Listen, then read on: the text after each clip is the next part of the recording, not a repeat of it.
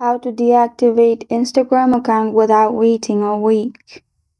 Hi everyone, it's Sophia to assist you today. Without any delay, let's jump right in. First, open Instagram. Then click on your profile. You'll find three lines on top right. Simply click on that and then click on Account Center. In here, simply click on Your Information and Permission.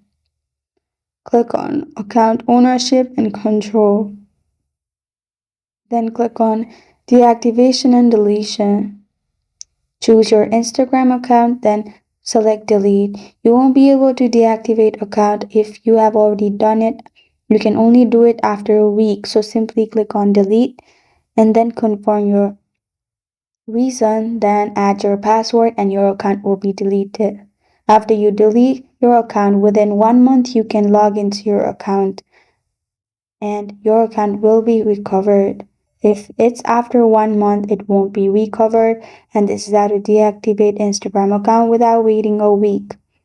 Thank you for joining me today. If this video helps you out, please leave a like and subscribe for more. Got a question or want to suggest a topic, comment below. I am Sophia signing off. Until next time.